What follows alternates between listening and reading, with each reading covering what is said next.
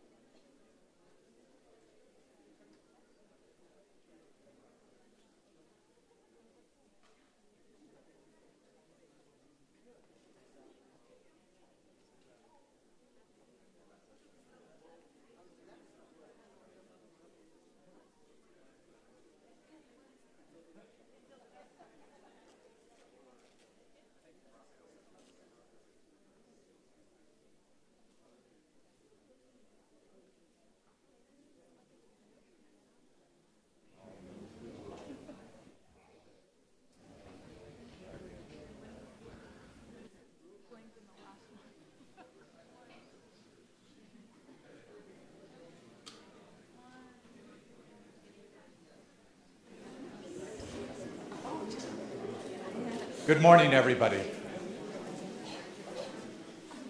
Welcome to the School of Global Policy and Strategy. My name is Peter Cowie, and I have the privilege of serving as the Dean of the school. Today, we're here on a moment where San Diego is somewhat gloomy, but it is a bright day for the school and for our Center for U.S.-Mexican Studies. This is the first annual Distinguished Lecture on U.S.-Mexico relations, and we could not begin on a more distinguished note than with our guest today. The School of Global Policy and Strategy is global in the scope of its problem solving and its thinking, but it has a special dedication to the proposition that the region of the Pacific, the intersection of the Americas and Asia, is the pivotal point for global dynamics in the 21st century. And for us to fulfill that intellectual vision and that teaching vision and the service vision, we have to establish our excellence in regards to the key pillars of the Pacific. And certainly sitting where we are in the state of California and looking at the future of the Americas, there is hardly a relationship that you could think to be more important on the proposition of the role of the Americas in that Pacific century than the relationship that emerges between the United States and Mexico as we become binational societies, bound together sometimes by love and interest, sometimes caught in the conflicts of the moment. And today we have a person who is going to be a distinguished commentator on that.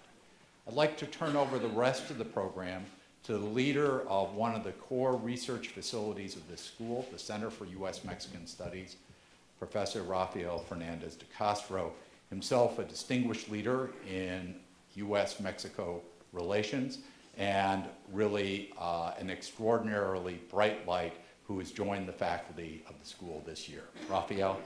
Thank you, Peter.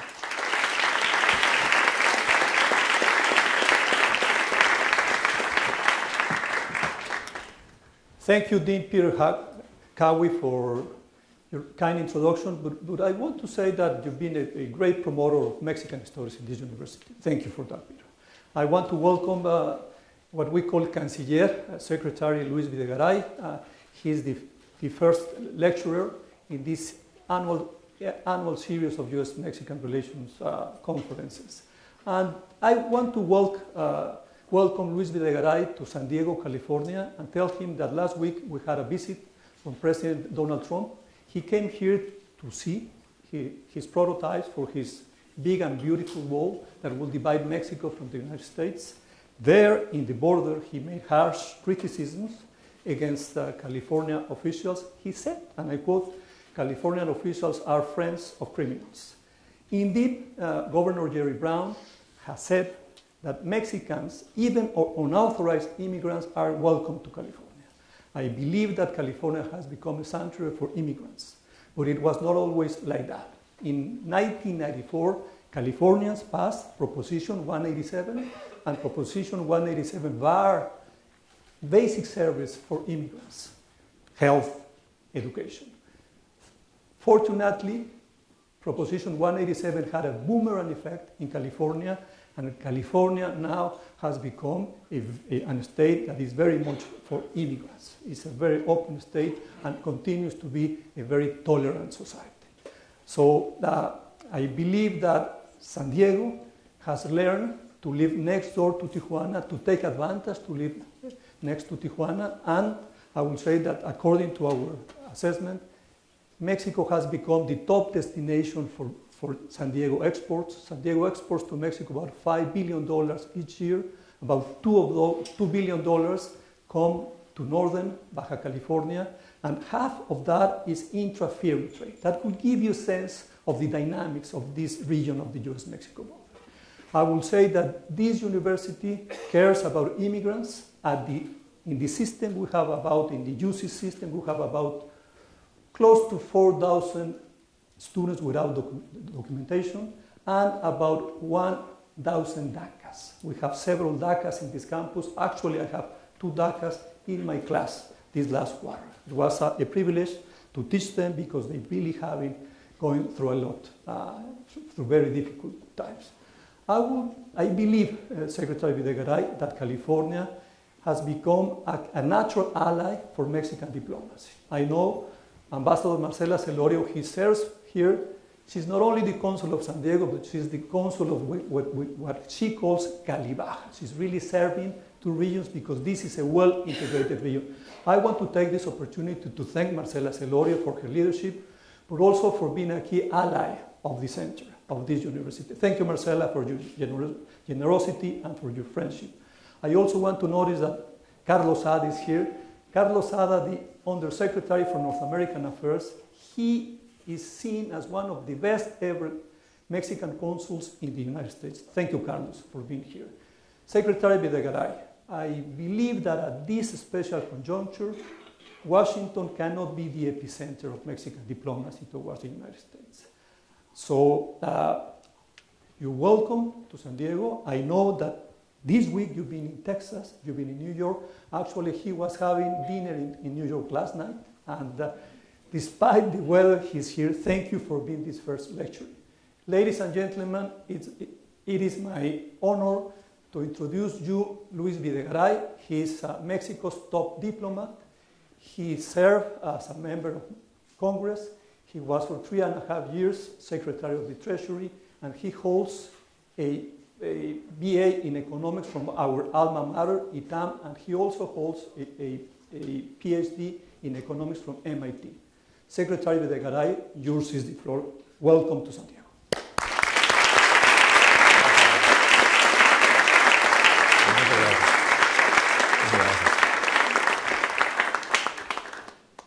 Well, good morning. It's a real honor to be here, not only at UCSD and in the inaugural and first annual lecture on U.S.-Mexico relationships. I want to thank both Peter and Rafael for their kind invitation. And I should say, it's great to be in San Diego, not to visit prototypes, but to be here at UCSD. And that's the purpose of my visit here. I'm going to spend some time with you here at the university. Then I'll be with San Diego's mayor. Tomorrow I'm going to be at Sandag, and then we're going to visit one of the main projects that will bring us together, which is the new Otay project as a port of entry. It's not a wall, it's actually a throughway, a better throughway. It's going to be jointly planned to have one of a state-of-the-art crossing for people and things both ways. So that's what we're doing, that's what we believe in, and it's a real honor to be here. I should say this is not my first time at UCSD. I was here roughly perhaps 25 years ago. I was a student at MIT, and I was on a deadline to complete a paper. So most of my time here was stuck at the library, which is the UFO-shaped library. So that's basically my recollection. So I cherish the opportunity to be back here and know a little more about the university. I think that I want to congratulate UCSD and the School of Global Policy and Strategy for a fantastic hiring on Rafael's hiring. You've got we're a bit jealous as an ITAM graduate and part of the ITAM community. We lost an amazing leader and scholar on Mexico-U.S. relationships, but we're very proud that he's here, and we wish you the best, Rafael, and thank you for having me here today. Let's talk a little bit about where we are on the Mexico-U.S. relationship. This is definitely challenging times after the election of Donald Trump as U.S. president, but these are also new challenges. One of the first things I did when I was appointed January last year as foreign minister was to talk to the experts, to all the people that had been involved in Mexico-U.S. relationships, either as diplomats or working in other positions in government, scholars, people in the business community. And I very quickly realized that there was no playbook. There was a new challenge, a different challenge. So the recipes of the past were not going to work. One of the key insights that I got it from Rafael. And I think Rafael has made a point very clearly that the strategy that worked of the past maybe 20, 25 years, which is not going to be, is not feasible anymore. And let me say what that strategy was. After NAFTA was enacted, Mexico retreated from a very cross-sectional effort in which Mexico displayed lobbying and talking to people in Congress, at the local level, the business community, cross-country. And we centered, as a country, we centered the relationship on the White House. And particularly, we anchored the relationship on having a good personal relationship and a meeting of the minds of the President of Mexico and the President of the US. And that actually kind of worked. It worked well. And we can remember President Ernesto Zedillo and President Bill Clinton having a great relationship and doing things together. And of course, President Fox and President Bush, and then President Bush and President Calderon and President Obama and President Calderon and President Obama and President Peña Nieto.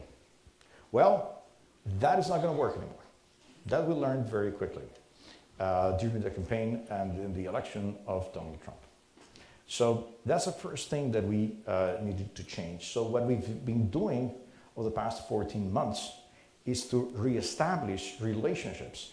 And as Rafael was very rightly so saying, not centering, not anchoring the diplomatic efforts only in Washington. And certainly not only in the White House.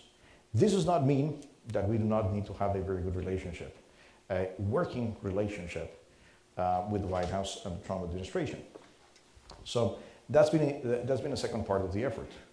We need to go look beyond our very public differences with the Trump administration and be able to work, to do work together, because there are many things that depend on that relationship flowing. And obviously there's a renegotiation of our trade agreement, and I'll talk about that in a second. But it goes well beyond NAFTA. There are many, many things on daily life in the Mexican economy, in Mexican society, that depend on how we deal with the US government. So we got to engage with the White House and being able to have a working relationship that goes beyond our differences. And we have been able to do so. I would even say that according to the number of meetings and phone calls and the closeness of this is a relationship that is probably closer out of need with this administration than with the previous administrations. And it's not necessarily because we agree on everything, certainly not, but because we need to work together. We also did some changes on the Mexican side. Over the years, on the Mexican side, the relationship was fragmented across Mexican agencies. It's very natural. I was Minister of Finance or Secretary of the Treasury for Mexico for almost 4 years. And I had a very natural working relationship with my counterpart, then Jack Lew, the Secretary of the Treasury here in the US. And quite frankly, with very little intervention from the Foreign Ministry or the Mexican Embassy in Washington. And if you ask every agency in the Mexican government, it just happened the same. It was very natural, and that's the way it was. But now, given the changes in Washington and the challenge that we have in front of us, that had to be rearranged.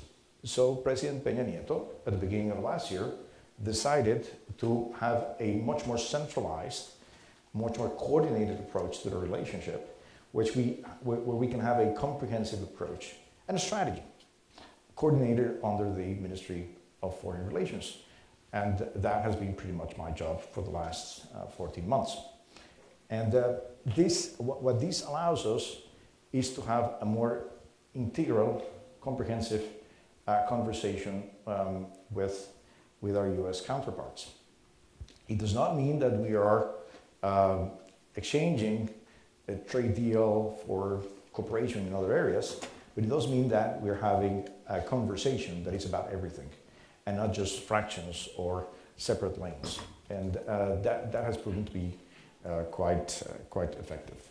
How do we deal? So once we decided that this is new, that we've got to engage not only with the Trump administration, but with everybody in the US, and that we've got to do it in a very coordinated way from our side. What's the strategy? Well, the strategy, first of all, is based on principles and keeping in mind some very important things about Mexico. First of all, we need to remind ourselves that Mexico is a big, important country to the US, and it's a sovereign country. So the first thing that we need to think about how we deal with the new administration in the US is that we deal with it as a sovereign country. And it's Mexico that's going to make its own decisions at the end of the day.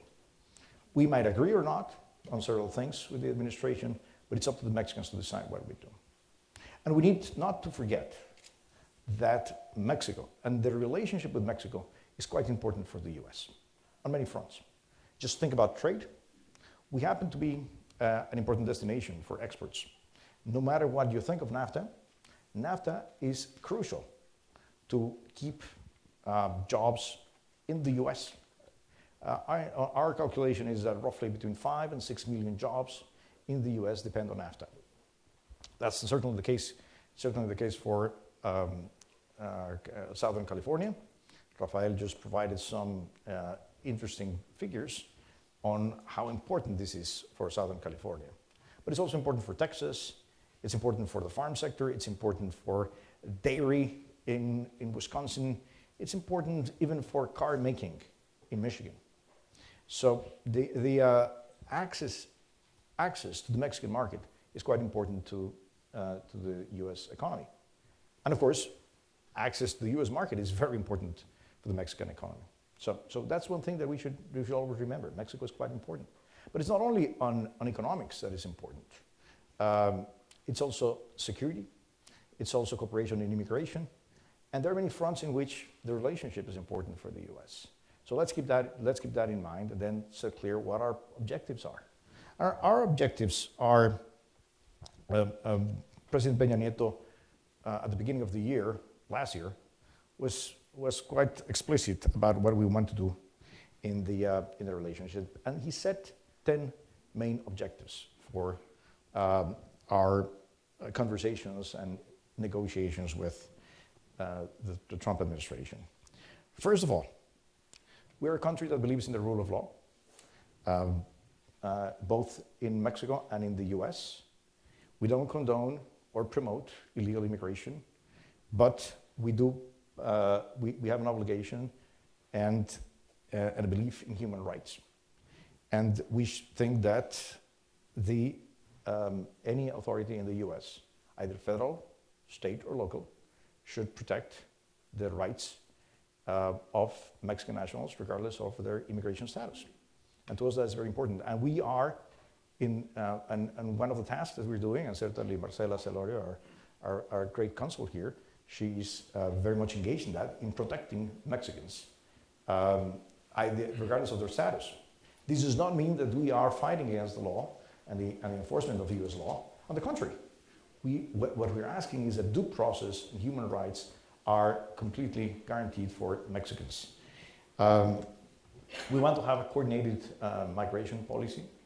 It's important to understand that the immigration from Mexico to the US has completely changed over the last decade. Net migration, and many people don't know that, but net migration into the US has been negative. Mexican nationals are more those that leave the US than those that come here every year. But the phenomenon that we have that is new is that Mexico has become a throughway for people coming from Central America through Mexico into the US, and that presents a challenge both for Mexico and for the US. So we've got to have cooperation on immigration policy. And one thing is that, and the third objective is very much linked to that, which is Mexico and the US should work together on Central America. And we should work together with a clear focus on development. Immigration enforcement is not going to be enough. We got to develop projects, engage with the communities at the local level, and cooperate more forcefully on that. Going into economics, first of all, we want to ensure the free flow of remittances of Mexicans into Mexico. It's an important flow of money. We believe that's a right of anybody to send money to their families or relatives, so that's our fourth objective, is to ensure the flow of remittances. The fifth element of our objectives is to stop the illegal flow of guns, cash, that get into Mexico from the US. And this is important because when I see all the conversation, all the rhetoric about the border security in the US, it's always about things that should not, that move from south to north, like drugs, that should be stopped. But there's a missing element in the conversation, which is the things that go south. And if you think that, according to several studies, over 90% of the guns that crime organizations in Mexico use come from the US and cross the border illegally, then we have a problem. And it should be the best interest of the US to stop that, and also cash. Most of the cash that goes into Mexico crosses the border, and I mean bulk cash. This is paper money that crosses into Mexico somehow. So we need to, when we talk about border security, it's got to go both ways, and we got to ensure that as we fight the drug trade, it's done under a principle of shared responsibility. Let me just stop here for a moment, because over many years, and unfortunately we keep hearing that on both sides, the debate on drugs has been pretty much a blame game. In Mexico, we constantly blame the US for the high demand of drugs, and rightly so. And we say, okay, a lot of Mexican, particularly young Mexicans, are being killed, violence created by the drug trade, and that's because there's such a high demand for illegal drugs in the US. So we say the problem is demand. You come here, and the debate is exactly the opposite. People will say, well, the problem is supply, because Mexico is providing drugs to the US, to the US. So the problem is you are the problem. The problem is supply. I'm an economist. I think of this as a market, and the market is supply and demand. And if we continue to play the blame game, we're only surrendering a strategic advantage to the transnational crime organizations. We got to do better. We got to work under a framework of shared responsibility and address the problem comprehensively. And think of this as a business model, a deeply criminal business model that's got to be disrupted. From sourcing to financing to distribution to retail, everything. We got to do a better job, and we can only do it together. If we continue playing the blame game, we're not going to get very far on this fight. It's a crucial fight, and a lot of lives, both sides of the border, depend on it. On trade, it's very simple. We want to keep free trade continue to be actually free. We believe in free trade. We believe in rules-based trade, and we want that to continue. We don't oppose the renegotiation of NAFTA. We understand that NAFTA is a relatively old agreement. It was crafted 25 years ago or so. The world has changed. There was no internet. The energy sector in Mexico was completely closed. So for sure, we can do better. We can have a better NAFTA. But that does not. But we certainly want to keep. We're going to keep trade under A, rules that apply to everybody, and B, these are that promote integration. We strongly believe that North America is a region of potential. North America, if you think about it, the region comprised by Mexico, the US, and Canada, should be the most competitive region in the world. We have everything. We've got human resources, we have natural resources, we are very competitive in many industries. There's no reason why we shouldn't be, as a region, the most competitive of the next few decades. But for that, we need to work together, and the best way to do it is through free trade. We think that some new sectors got to be included in trade. As I said, energy was not part of it. E-commerce didn't exist, so there were no rules. There are no rules under NAFTA for that. So we want to include those sectors. Then let me talk about wages and labor conditions in Mexico. We want whatever we do in NAFTA to be good for the Mexican workers.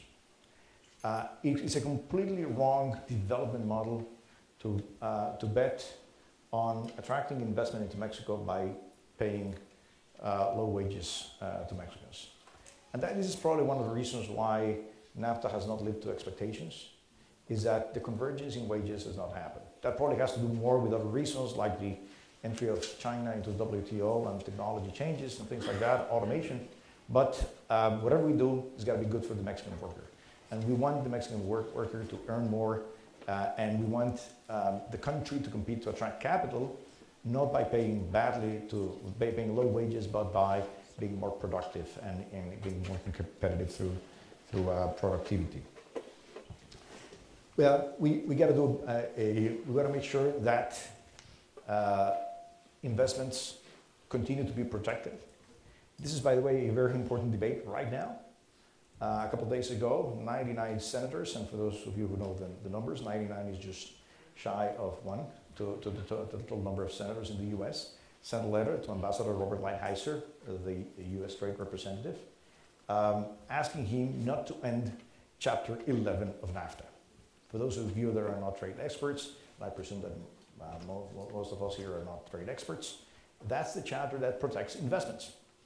So if a US company, think a company like Walmart, AT&T, Exxon, Citigroup, goes to Mexico, and if they are mistreated by the Mexican government or a state government or a town, they can go to the NAFTA mechanisms and protect themselves against arbitrary decisions. That's a mechanism called Investor-State Dispute Settlement. That's the ISDS. That's Chapter 11 of NAFTA. Well, President Trump wants to eliminate that. And that we think that's a bad idea. We still don't have a very clear understanding why is that. But we think it's a bad idea for US companies and for the region to weaken investment protection mechanisms. So we want to continue to have robust mechanisms. By the way, what I'm saying here is what President Peña Nieto said back in January last year, and the letter happened yesterday or 2 days ago. So this is something that we were clearly promoting from the beginning. And then our last priority that was mentioned last year by the president is on the border. We want a border that unites us, not a border that divides us. And we believe in the concept of thinning the border, making it thinner, so the border is secure, but at the same time it allows the free flow of people and goods. That should happen in neighbor nations that work together well. Of course, alongside with our objectives, we were very explicit in highlighting what our limitations are. What are the things that we will never do? And first of all, we will never accept the violation of human rights for Mexican nationals in the US, and we will continue to deploy all our resources on that front. I should say that we have extraordinary collaboration with many organizations here in the US, and we work together, and we've learned a lot about the US legal system over the past few months, and we will continue to do that in order to provide guidance and even legal representation. We are providing legal representation to thousands of Mexican nationals here in the US. We are not social activists. We not promote or condone illegality, but we work through the courts and we work through the laws of the land. I'll give you another example of things that we'll never do. We'll never accept extraterritorial application of internal immigration policies. At some point, the Trump administration said that they would be sending into Mexico people from other nationalities that they did not want in this country. We have no obligation and we will not take them. Why? We are Mexico. Only Mexico can define its own immigration policies. So we will completely oppose any immigration policies that imply any attempt of extraterritoriality. And of course, and I said this probably over 1,000 times publicly and over 1 million times privately, we will not pay for any wall.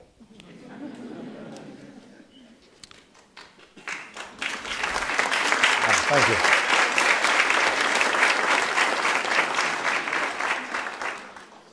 Well, how are we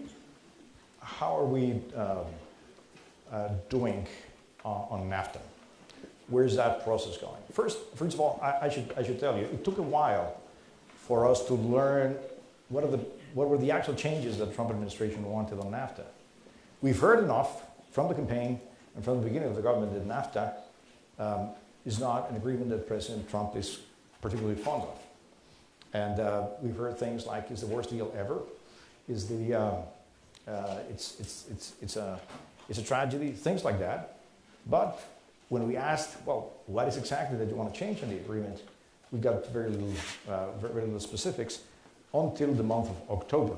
The formal negotiations started in August, but it was only until October that the negotiations got going, and we got in black and white what the proposals are. Some of those proposals are quite reasonable, I should say. Others are unconventional. Others go against the spirit of free trade. A lot of focus has been on the auto sector. As you know, President Trump is against trade deficits, and the trade deficit between Mexico and the US is explained mostly by cars. If you take out if you remove the numbers from the auto sector from the trade balance, actually Mexico has a deficit with the US, not the other way around. So there's been a lot of work on things like rules of origin, national content rules on cars. There's been a lot of debate on dispute resolution mechanisms. I already mentioned Chapter 11, or the ISDS. There's also discussion on Chapter 19, which is the chapter that provides remedies, trade remedies, when a country does anti-dumping or countervailing duties. How do you respond to that? So that's Chapter 19. Chapter 20, which is a chapter that is about disputes between governments. There's a proposal to eliminate that chapter. What we say is any trade agreement has got to have trade dispute resolution mechanisms. Without a mechanism to discuss disputes, the trade agreement becomes very hard to enforce and can be very ineffective. So we are open to making them more modern. We acknowledge that we have agreements with other countries. Mexico is a very open economy. We have trade agreements with 46 countries. Most of those agreements were done after NAFTA, and probably the provisions for dispute resolutions are better, more flexible, more efficient in the new agreement. So we are very open to changing those. But we cannot have an agreement that does not address those concerns. We don't like the idea of the agreement dying every 5 years, the so-called sunset provision. Trade agreements are also agreements to promote investment. And investment is a long-run proposition. And if you introduce an element of uncertainty, that the rules might change every 5 years, that is not good for investment, that is not good for value creation, and that is not good for jobs, both in America and Mexico, as well as Canada. So that's another area that's been of controversy.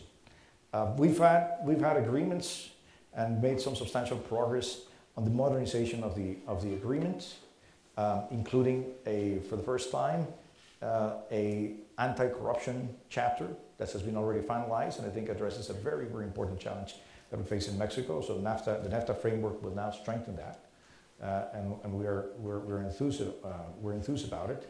And then we have a set of other issues that probably are not at the core of the discussion. What is going to happen? Are we going to have a trade agreement or not? The honest answer is I don't know. But we're trying very hard, and I can tell you, it's not only Mexico trying, it's also Canada, and yes, the US is also trying very hard. We have different points of view, but we're trying to reach common ground. And I see a sincere effort from the three sides to get this across the line as soon as possible. I think the month of April will be crucial, and the goal that our trade negotiators have expressed is to have an agreement in principle by the end of the month. Hopefully that is possible, but we want to do this as quickly as feasible for one reason. We want to remove uncertainty. There are many decisions, investment decisions, hiring decisions that have been delayed or postponed because of the uncertainty. So the earlier that we remove that element of uncertainty is going to be good for the economy, for jobs, and for investment. But I should also say very clearly, we will not take a deal that is not good. So beyond doing this quickly, what is important is to have a good deal. And we think that that this is not a zero-sum game. Trade is about creating value for both sides, in this case the three sides. So it's got to be a win-win-win, and we strongly believe that there's tremendous opportunity to have a win-win-win in this, what we call the NAFTA 2.0 or the new NAFTA. So we are negotiating in good faith. I should say that we have a tremendous team on the Mexican side, very experienced professionals, very serious technical experts. And I should also say we do not negotiate NAFTA or anything else through Twitter or social media. We do it in a serious way, and we will continue to do so.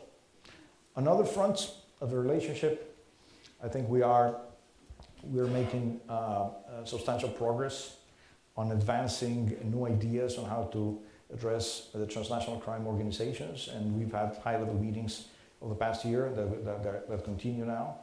We're working closely on Central America, as I said, and we're even working together with the White House and other agencies on developing things like a new mechanism for temporary workers in sectors like agriculture. So those are not finalized, are part of the conversation, but the relationship is not only NAFTA, and it's not only about a wall, it's about many other things, and we don't want the differences to allow the differences to define the relationship. We'll continue to engage. We are not yielding in the things that we should not yield, but we will continue to engage and try to make this as strong a relationship as possible.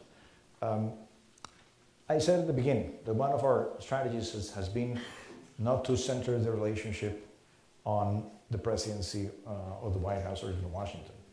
And I am very proud to say that these past 14 months have been a tremendous show of support in many places around the country. And we are very proud of how many voices, important voices, from the business sector, from politics, from social organizations, have come in support, not of the Mexican government, but of Mexico and Mexicans, and the Mexican community here. And perhaps nowhere else around the country that is strongly felt as in California. I've visited, this is my first visit as foreign minister to San Diego, but I've been in Sacramento, I've been in Los Angeles, I've been in San Francisco, in the Bay Area, and it's amazing how important the closeness of Mexico and California has become in all fronts. It's not only the economy, it's not only NAFTA, it's culture, it's society, it's science, it's education, and we're very proud of that. And the reason for that happening is because here in California, you got probably one of the best group of Mexicans around the world that live here every day, that contribute to the economy, that work very hard, are creative, are smart, are very active. And those are the best ambassadors that we can have as a country. And we feel very proud of them. And our obligation is to continue to work with them, to support them as we can, with all our means available to us. And so I landed here. I'll open to questions. And thank you again for having me here.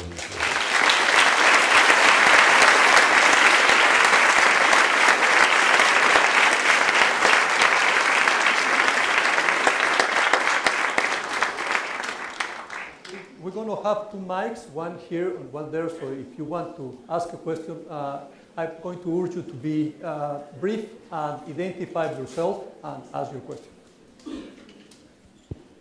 Thank you. Thank you for that amazing talk. We appreciate that. My name is Andy Nahas. I run an investment fund called the Prospect Fund. There's been commentary that with the tension that the U.S. government is causing between U.S. and Mexico, that might bring Mexico closer to China in terms of trade and overall relationship. Do you see any evidence of that?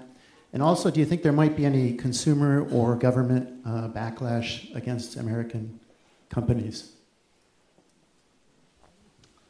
Well, let me start with the second question, and I'll go back to China in a second. I've been very concerned about that, because one thing that happened with NAFTA, or after NAFTA, is that it completely changed the way that Mexicans understand and feel about the U.S. I remember when I was growing up, my grandfather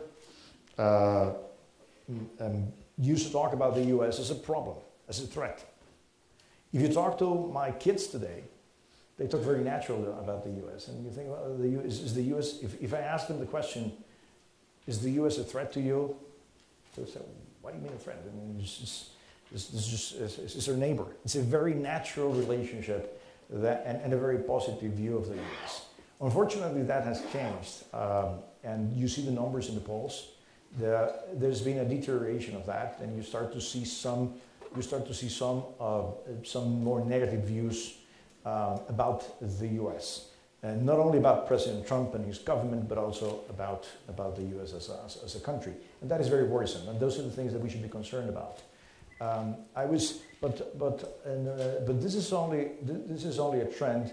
But I think that a lot of people in Mexico make a very clear distinction between the U.S. president and the U.S. as a country. I was in late November last year. The NFL took the game for the second year in a row to the Azteca Stadium, the Estadio Azteca.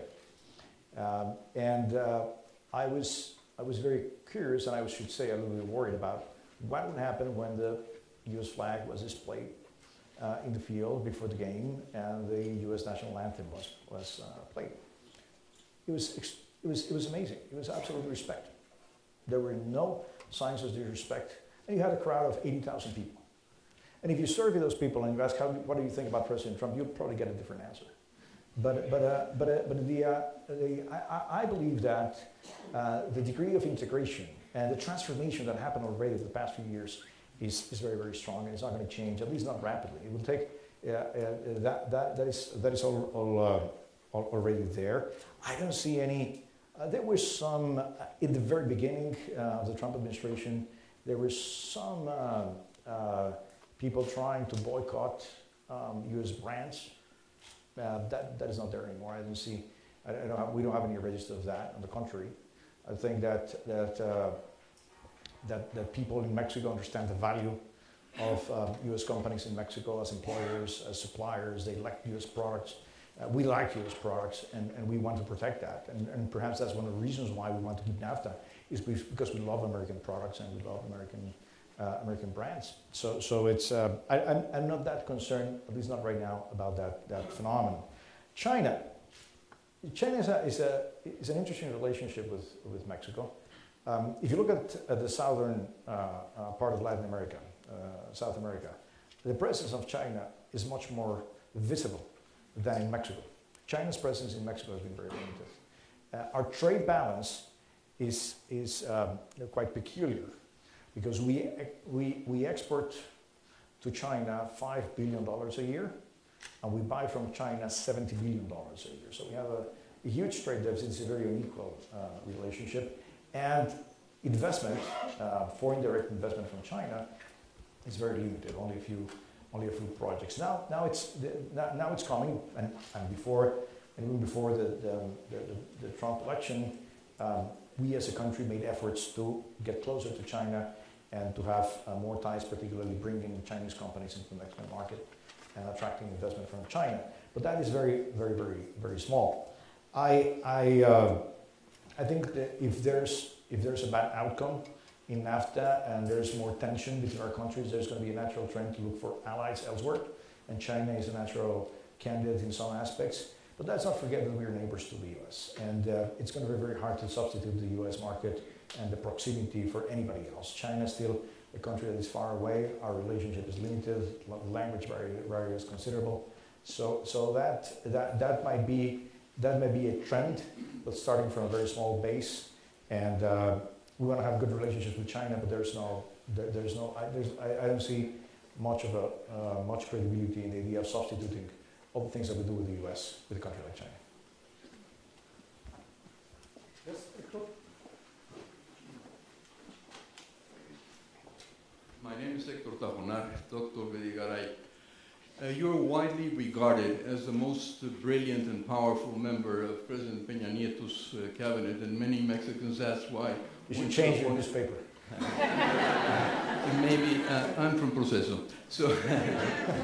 So, many Mexicans ask why weren't you appointed as the PRI's candidate, since Jose Antonio Meade, despite his qualifications and his credentials, is far away in the third place in all the polls, including the most recent one from the presidency. So my question is there a plan B to substitute Mr. Meade if necessary, especially since the most viable candidate to win the elections is López Obrador, who will change, among many other things, the foreign policy and the relations with the U.S.? Thank you for your answer, sir. That's a great question I'm not going to answer. I'm not getting into politics. When I assumed this position, I was very clear, and I said repeatedly that I wouldn't be looking for any candidacy, not for president, senator, mayor, or whatever you want. I'm not running for any, and I think that some people are skeptical of that. The deadline is passed, so I was saying the truth. I'm very honored to have this opportunity to serve my country and to serve President Peña Nieto as foreign minister, and I'm concentrating on doing my job. And all the questions on the politics and partisan politics, you got to address. You got to send those questions to the party. The foreign ministry is not involved in that. Yes. Hello, good morning. My name is Dalia Arriola. I'm a student from UABC in the University of Baja California. And I was wondering, you mentioned one of the objectives of the Mexican government in foreign relations, well, especially with the U.S., is the illegal flow from guns.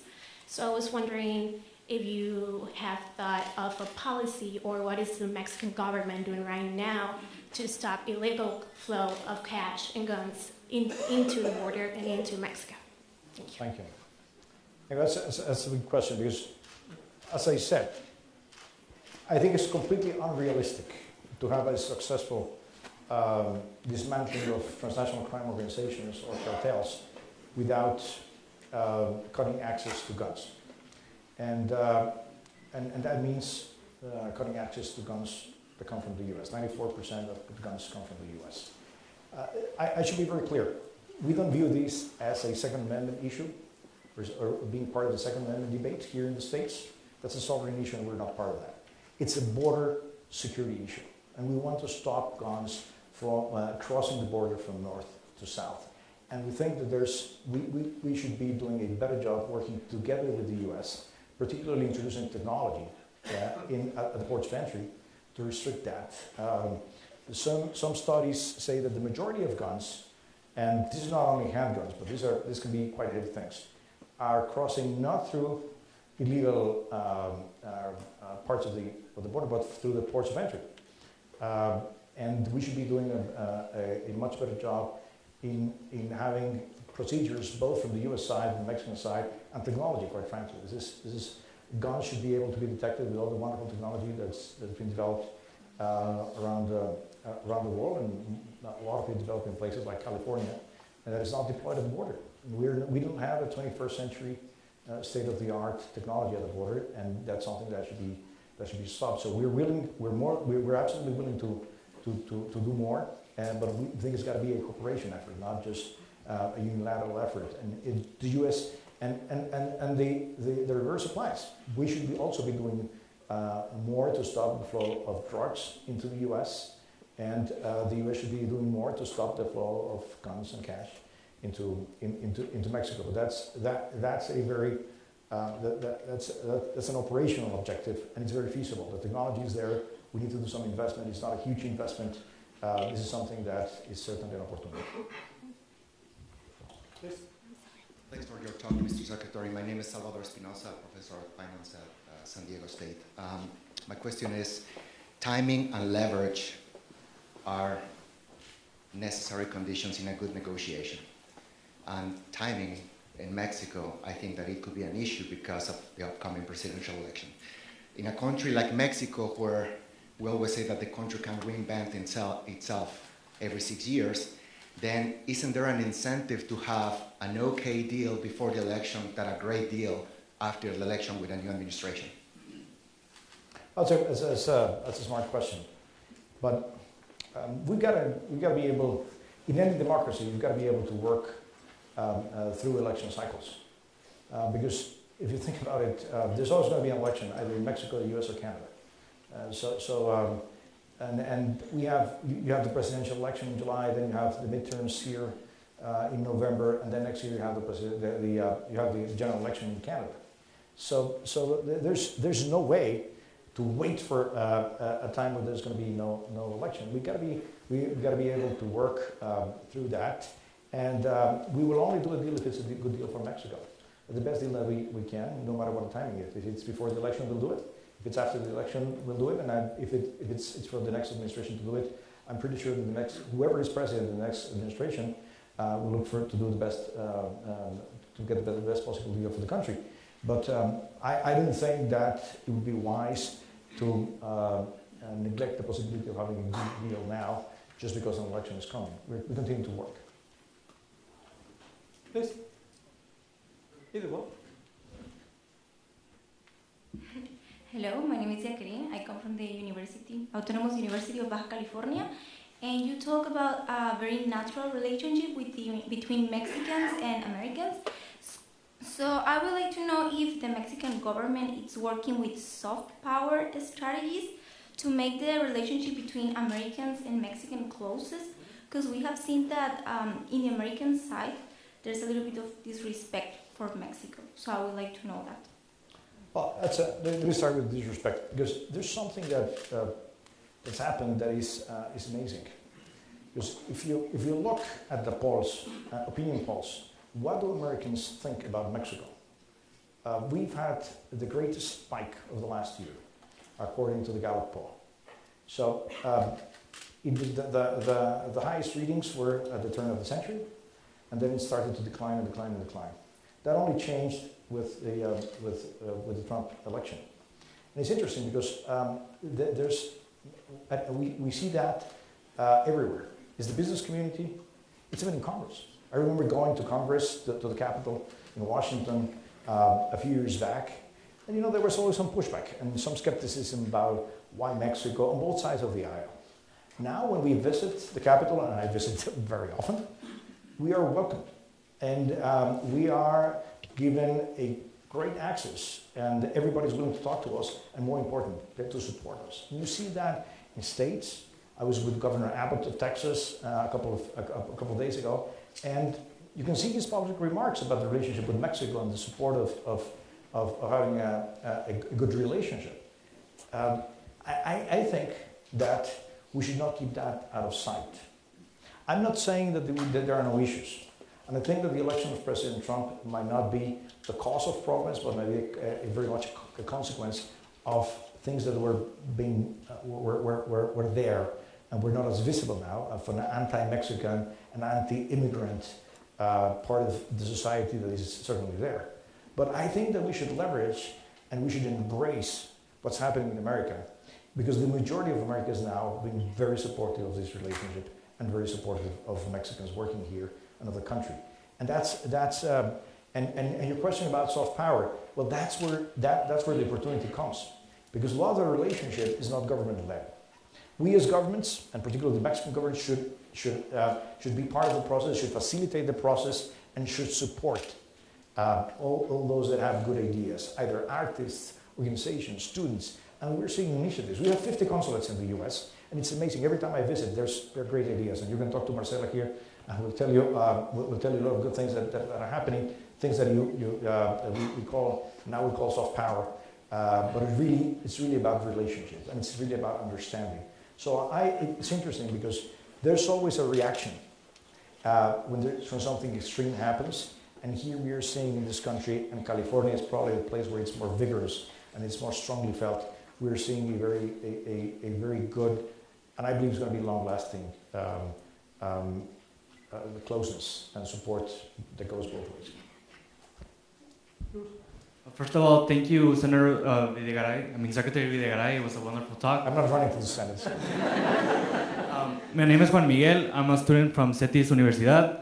And you mentioned the importance of NAFTA for USA as well as Mexico. And it's clear that it has had a great impact on both countries. But with the uncertainty of if a deal is going to get through, what do you think are some innovations or changes that we can bring inside the country of Mexico in order to become more competitive at a global scale? Well, that's an important question, and that's how President Peña Nieto started his government. And we realized that there were significant bottlenecks in the Mexican economy, particularly in those sectors that were not truly market-driven. So you had telecoms, and telecoms were suffering from lack of competition, and we had one of the slowest growing, more expensive telecom sectors around the world. That has changed because it needed a constitutional reform, but now we're seeing tremendous investment flowing there. And what is important is the cost of telecommunications, and therefore the cost of access to the digital age has significantly lowered in Mexico. The same is with energy. We went from a state-owned monopoly model, both in power and oil and gas, to a very open model that is now being successfully implemented. So there are, and then of course addressing education. We had a system where a union had absolute control of our schools and the curriculum and how education was driven. That changed, and it's been an interesting process. But now you see how the reform is being implemented. I think that we should continue to embrace all efforts to release our potential through rules-based market efforts. And I think that the key now is to strengthen the rule of law, that contracts are respected and enforced, that property rights are fully protected, and in general to have a better judicial system and a better justice system. I think that's the greatest area of opportunity looking forward. And in general, embracing an open market-driven economic model. I think that's what we should do. And by the way, that's a lot of what is going to be debated in the presidential campaign. I will have very big lines here. I will urge you to be short, brief, and just. And I'll try to be short as well. Thank you for speaking today, Minister Videgaray. My name is Zach DeFazio Ferraz. I'm a student here at UCSD. My question to you is regarding the sort of the disproportionate nature between the United States and Mexico in terms of trade. As the United States and Mexico have sort of become sort of one regional market, and as a result, about 80% of Mexican exports are destined to the United States market. So what option is Mexico considering to diversify its trade profile away from the United States in the event of NAFTA's termination? Well, I think first of all, it's important to remember that trade has two sides: imports and exports. We export, yes, you're correct, 80% of our exports, and most of that is manufacturing goods, come to the U.S. But we only do 50% of our exports from the U.S. So that shows that trade diversification is possible because we're buying more from other places than the U.S.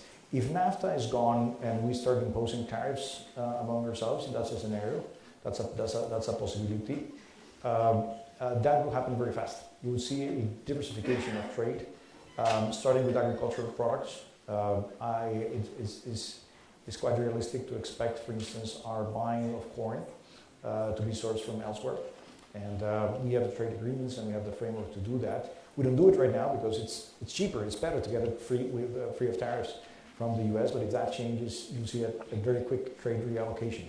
So it's not, the reason why we have an 80% concentration is because we have no tariffs and we're neighbors, so it makes a lot of sense to import from the US and to sell into the US.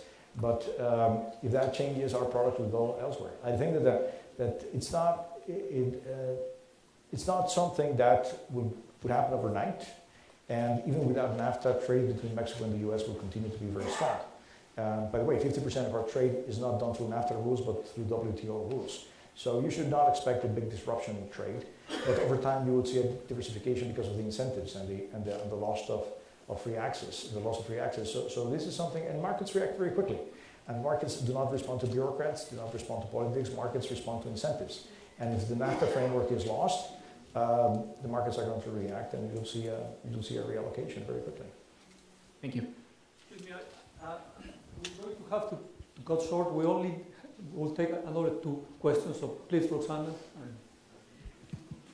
I'm sorry. Thank you, Rafael. Thank you, and thank you, Minister. Welcome to San Diego. I'm Roxana Velasquez, and I'm the first Mexican to be the director of a 100-old museum, the San Diego Museum of Art, here. So I was pleased to listen that you mentioned the culture also as a piece of this thoughtful process for negotiation. You have received a lot of questions about respect or disrespect, and I believe that culture is one of the best faces that Mexicans have. So getting to know each other and bringing that to the conversation is absolutely crucial. I have been here 7.5 years, and I've already taken 9 times my board members to Mexico City. The same case, we've done exhibitions of Mexico here and had broken all records, 150,000 visitors, which for San Diego numbers is a lot in the last 3 months. So I invite you and thank you and encourage you to keep in mind the culture and the soft power that you mentioned, also here at the San Diego Museum of Art. Thank you for being here. Thank you. Thank you.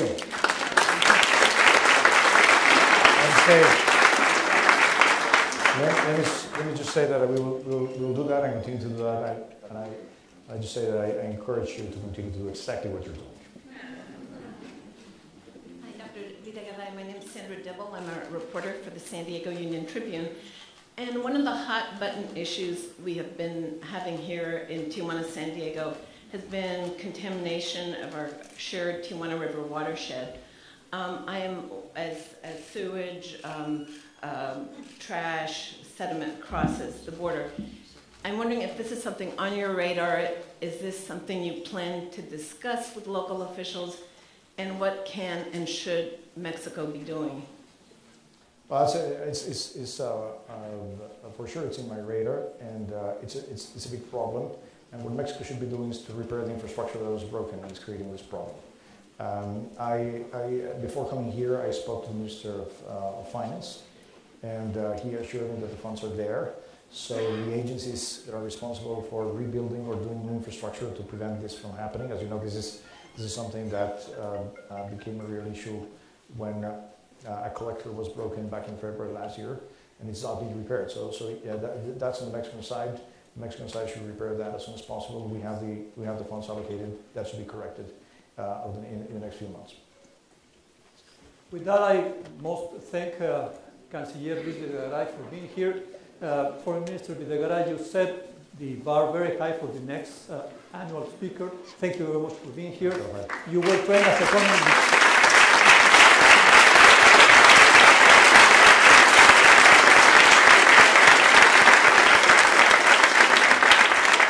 I wanted to say that he was trained as an economist, but he's a natural diplomat.